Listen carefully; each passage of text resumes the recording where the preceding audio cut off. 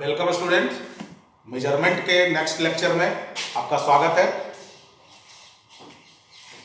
आज हम scientific notation के बारे में पढ़ेंगे। Scientific notation and order of a number.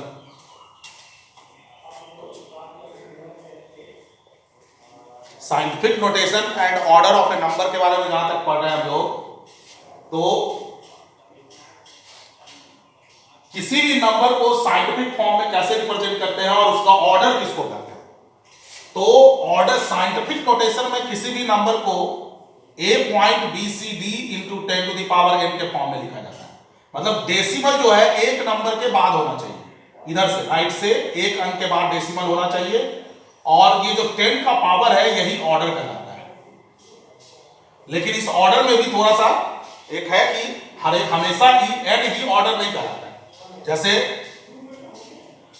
अगर मान लीजिए कि हमको 4000 को लिखना है साइंटिफिक फॉर्म में, तो डेसिमल हमेशा यहां पड़ेगा 4.000।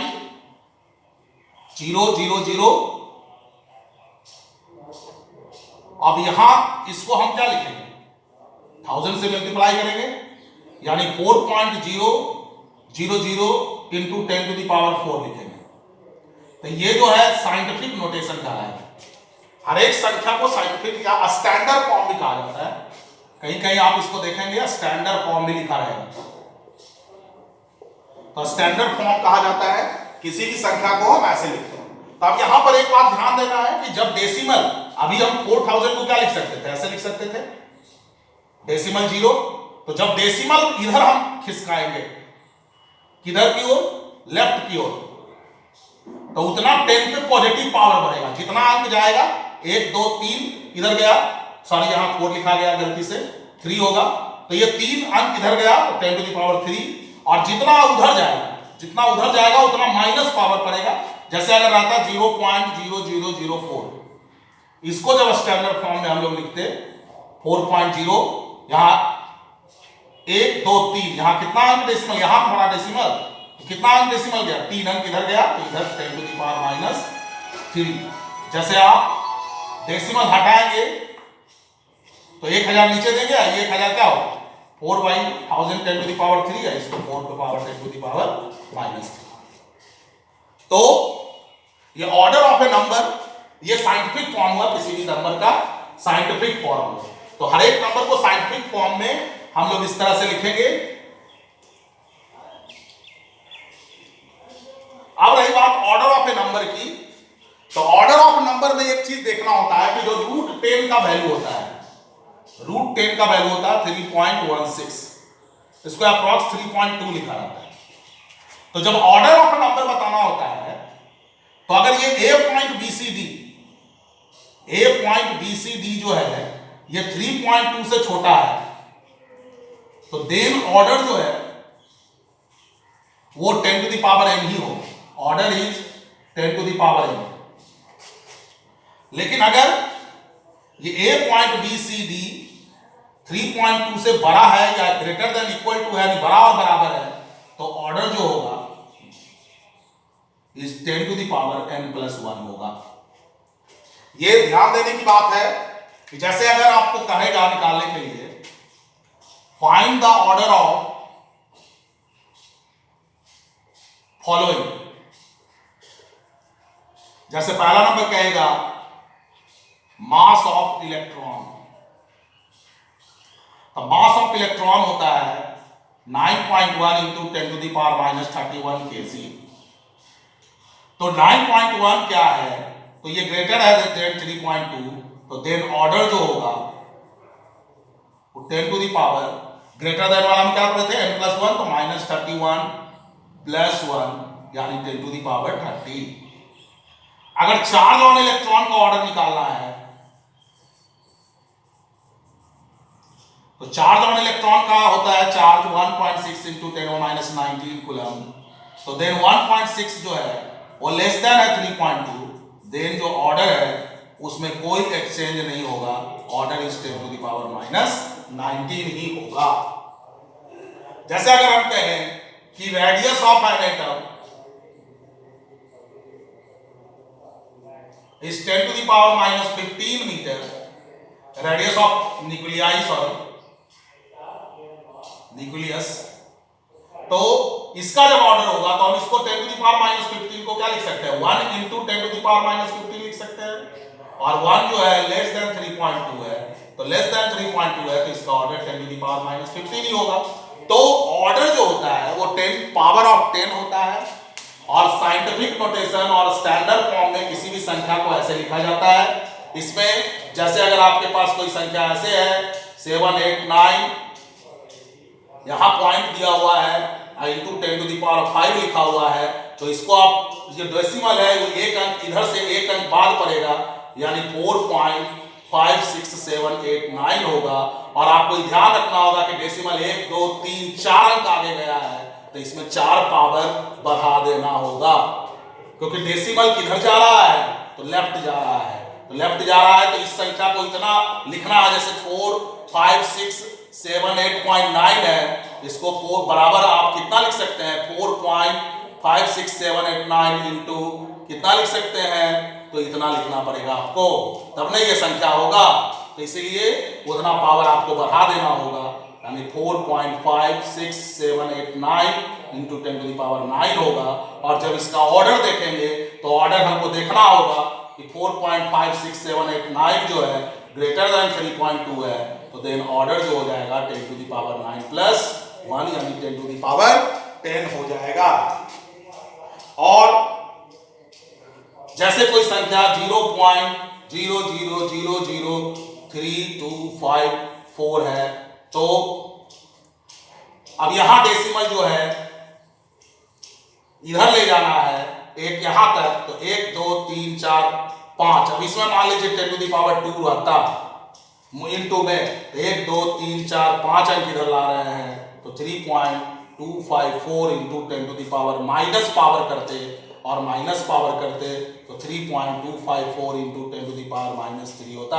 अब यहाँ 3.2 जो है वो इक्वल टू है 54 जो है ग्रेटर देन है 3.2 के, तो 10 to the power minus 3 plus 1 order होता, यानी 10 to the power minus 2 order होता, ऑर्डर ऑफ ए नंबर। तो इस तरह से किसी भी नंबर को हम साइंटिफिक फॉर्म में, स्टैंडर्ड फॉर्म में रिप्रेजेंट करते हैं और उसके ऑर्डर को बताते हैं। नेक्स्ट टॉपिक है वो guidelines for writing the units है, कि यूनिट को लिखने में क्या क्या गाइडलाइन है, कैसे हम यूनिट को लिखते हैं। तो सबसे पहला गाइडलाइन है कि symbol which is not named after a scientist written in small letters, और सिंबल साइंटिस्ट नेम जो है वो कैपिटल में लिखाएगा, first letter of name capital में रहेगा।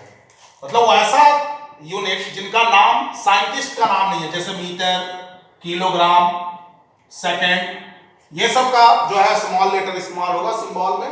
लेकिन वैसे सिंबल जो साइंटिस्ट के नेम पे, जैसे न्यूटन, जूल,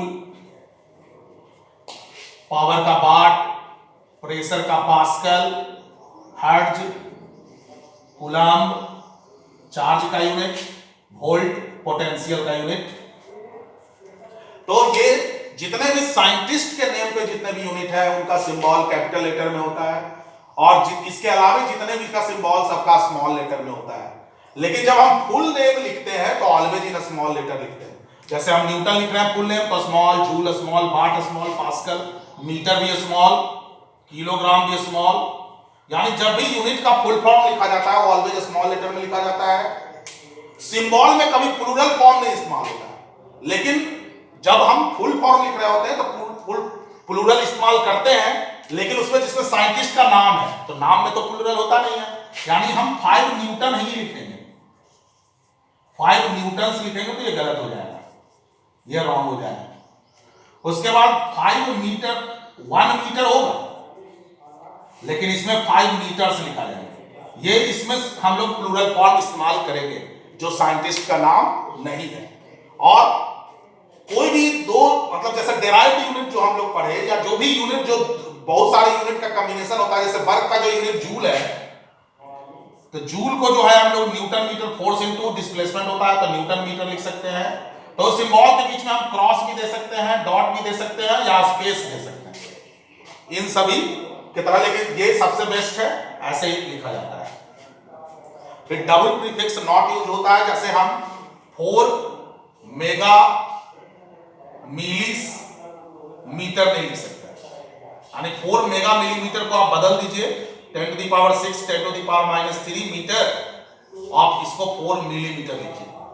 लेकिन अगर कहीं पे ऐसा लिखा हुआ है क्वेश्चन में तो आप उसको ऐसे समझेंगे, लेकिन ऐसे लिखना गलत है, ऐसे लिखा नहीं जाता है, यानी 2 प्रीफिक्स एक साथ यूज नहीं हो सकता है। तो ये है गाइडलाइन फॉर राइटिंग यूनिट, इसको ध्यान में रखा जाता है तो आसान होता है याद रखने में।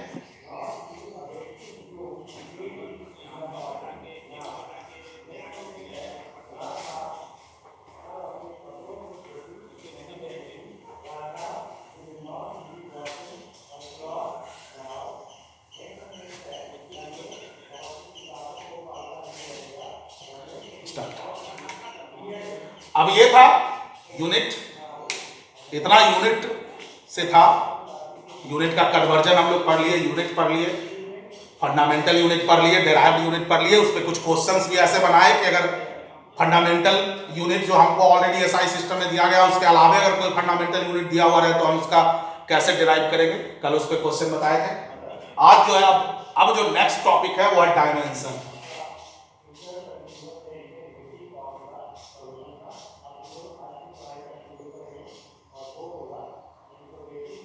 डायमेंशन, जब बात आती है डायमेंशन की तो ये भी यूनिट के जैसा ही चीज है, बस सिंबल थोड़ा फर्क हो गया। जैसे हम लोग जो फंडामेंटल क्वांटिटीज था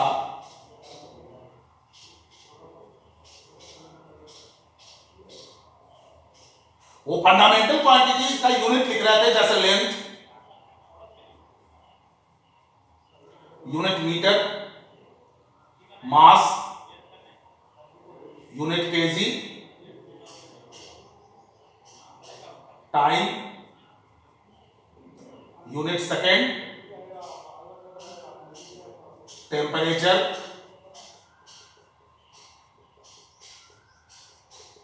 unit kelvin, electric current unit ampere, luminous intensity unit candela और अमाउंट ऑफ सब्सटेंस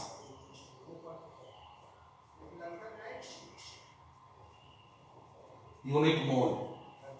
तो अब जरा इसका डायमेंशनल जो फॉर्मूला है, इसका डायमेंशनल जो फॉर्मूला है, मतलब यहां मीटर लिख रहे थे तो यहां हम लेंथ को एल लिखेंगे, और डायमेंशन को हम ऐसे स्क्वायर ब्रैकेट में लिखाते हैं। यहां मास है, यहां टाइम है, यहां टेम्परेचर को के से, इलेक्ट्रिक करंट को ए से भी दिखाते हैं या आई से भी दिखाते हैं, जैसे आप कन्वीनियंट हो। कैंडेला को भी सीडी ही दिखा देते हैं और अमाउंट ऑफ सब्सटेंस को भी मोल ही दिखाते हैं डायमेंशन में भी। ये 7 डायमेंशन कहलाते हैं, 7 डायमेंशंस ऑफ फिजिकल वर्ल्ड। यहां ध्यान रहे सप्लीमेंट्री क्वांटिटी जो प्लेन एंगल है और सॉलिड एंगल है उसको सप्लीमेंट्री इसीलिए कहा जाता है कि उसका यूनिट तो होता है लेकिन डायमेंशन नहीं होता है। यूनिट उसका क्योंकि माना गया, डायमेंशन जब निकालेंगे तो लेंथ बटा लेंथ, जैसे हम लोग प्लेन एंगल बराबर पढ़े थे थीटा बराबर L/R, तो ये लेंथ है ये भी लेंथ है, दोनों कट जाएगा, तो ये इसको कहा जाता है डायमेंशनल, डायमेंशनलेस फिजिकल क्वांटिटी। तो सप्लीमेंट्री क्वांटिटी इसीलिए उसको कहा जाता है। जब सप्लीमेंट्री क्वांटिटी का आपको डिफिनीशन देना होगा तो आप बोलेंगे कि those quantities which are having unit but no dimension, यानी वैसे क्वांटिटीज जिनके पास यूनिट है लेकिन डायमेंशन नहीं है। तो इससे डायमेंशन की जब बात की जाती है तो 7 ही डायमेंशन है।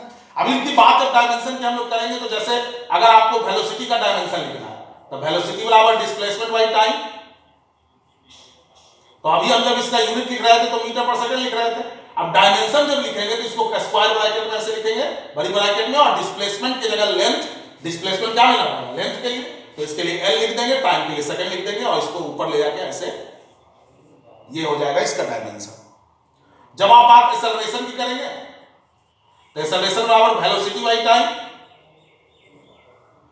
चेंज इन वेलोसिटी होता है, तो वेलोसिटी बाई टाइम, तो वेलोसिटी का लेंथ ये वेलोसिटी का L(s-1) एक टाइम और L(s-2), यानी आप इसको यूनिट में तो मीटर पर सेकंड स्क्वायर दिखा रहे थे ना ऐसे, यानी मीटर के लिए आप L लिखें और टाइम के लिए सेकंड के लिए मीटर पर सेकंड LT,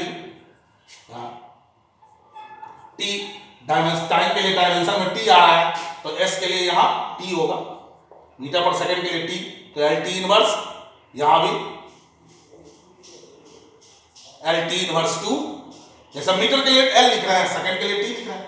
उसी तरह से अगर फोर्स की बात करें तो फोर्स बराबर मास इनटू एक्सेलरेशन, तो मास के लिए कितना क्या इस्तेमाल होगा m, और एक्सेलरेशन के लिए LT माइनस 2 निकालेगा, यानी पहले हम इसी को लिख रहे थे केजी मीटर पर सेकंड स्क्वायर यानी -2, अब यही केजी मीटर पर सेकंड स्क्वायर को केजी के लिए m, मीटर के लिए L, S के लिए T पे पावर -2। तो अब रही बात की डायमेंशन है क्या भाई, LT इनवर्स फोर्स का डायमेंशन है तो क्या है, तो कहता है डायमेंशन कहा जाता है कि ऑल फिजिकल क्वांटिटीज यानी all derived quantities can be represented in the form of 7 base quantities, 7 base or fundamental quantities, but with some power, यानी उसमें कुछ पावर देना पड़ता है, तो यही पावर ध्यान रहे, some power with some power, this power is known as dimension, this power is known as dimension। जैसे हम इसको बोलेंगे the dimension of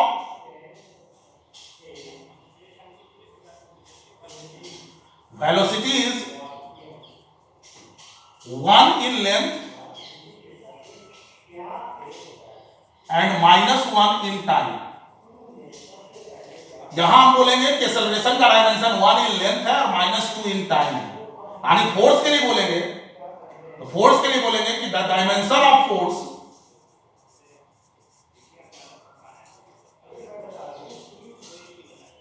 is 1 in mass, 1 in length and -2 in time, यानी फोर्स का डायमेंशन मास के लिए 1 है, लेंथ के लिए 1 है और टाइम के लिए -2 है। These powers are the dimension, जो यहां पावर दिया हुआ है। कहता है कि ऑल डेराइव्ड क्वांटिटी जो है इन सातों क्वांटिटीज के टर्म में लिखे जा सकते हैं, बहुत सारे नहीं भी लिखे जा सकते हैं, जिनका नहीं होगा वो डायमेंशन लेस क्वांटिटी कहलाएगा। जैसे कि आप डेंसिटी की डायमेंशन जब लिखेंगे तो डेंसिटी बराबर होगा मास बटा वॉल्यूम, मास का तो m होगा मास के लिए, वॉल्यूम के लिए क्या होगा, तो वॉल्यूम बराबर लंबाई गुना चौड़ाई गुना ऊंचाई, या लेंथ का क्यू, ये क्यू के लिए और ये क्यूबॉइड के लिए, लेकिन सब तो लेंथ में ही मीजर होगा ना, यानी इसका L पे पावर 3 यानी mL-3, यानी डेंसिटी का जो डायमेंशन है 1 है मास में और -3 है लेंथ में। लेकिन यही अगर रिलेटिव डेंसिटी की आप बात करें तो रिलेटिव डेंसिटी एक टर्म है जो किसी भी सबस्टांस के डेंसिटी को वाटर के डेंसिटी से डिवाइड करता है, यानी the density of a substance with respect to water is called relative density. तो डेंसिटी ऑफ सबस्टांस बटा डेंसिटी ऑफ वाटर, तो जब दोनों का डेंसिटी का डायमेंशन तो सेम ही होगा ना, डेंसिटी किसी सबस्टांस का हो या वाटर का, अगर जब हम उसकी डायमेंशन की बात करेंगे जैसे फोर्स का बात करते हैं तो आप फोर्स लगाएं या हम फोर्स लगाएं, फोर्स का डायमेंशन पूछा जाएगा तो यही बोलिएगा mL-T इनवर्स 2, इसको पढ़ा जाएगा mL-T इनवर्स 2। अगर यहां पे रहता m पावर 2 रहता तो बोलते m2L2 T inverse 2, T inverse 2 पढ़ा जाएगा, इसको सिर्फ m2 पढ़ेंगे, इस तरह से इसको प्रोनाउंस करेंगे। तो जब दोनों का डायमेंशन सेम ही होगा, ml माइनस थ्री कट के क्या हो जाएगा डायमेंशन। यानी बहुत सारे ऐसे भी फिजिकल क्वांटिटी होंगे जो डायमेंशन लेस होंगे, जिनका कोई डायमेंशन नहीं होगा। तो अब यहां वही बात आ गया कि फिजिक्स में वही बात आ गया कि अब हमको मान लीजिए वर्क का फॉर्मूला अभी हम लोग पढ़ चुके हैं, वर्क बराबर फोर्स इनटू डिस्प्लेसमेंट। तो जब डायमेंशन वर्क का निकालेंगे तो फोर्स का यहां से रखना होगा m l t इनवर्स 2 और फिर डिस्प्लेसमेंट का l रखना होगा, डिस्प्लेसमेंट है तो डिस्प्लेसमेंट को लेंथ में ही नापते हैं तो l रखना होगा, तो m l 2 t inverse 2। Unit भी हमको पता रहता तो हम लिख सकते थे केजी मीटर स्क्वायर पर सेकंड स्क्वायर माइनस 2 था, तो या पर सेकंड स्क्वायर था नीचे, तो यहाँ केजी के लिए मास, मीटर के लिए लेंथ, टाइम के लिए सेकंड के लिए टाइम। तो अगर यूनिट भी हमको पता है तो डायमेंशन लिख सकते हैं, या डायमेंशन भी पता है तो यूनिट लिख सकते हैं। तो इस पे अब डायमेंशनल पे आगे चलेगा क्लास। आज इतना ही, धन्यवाद।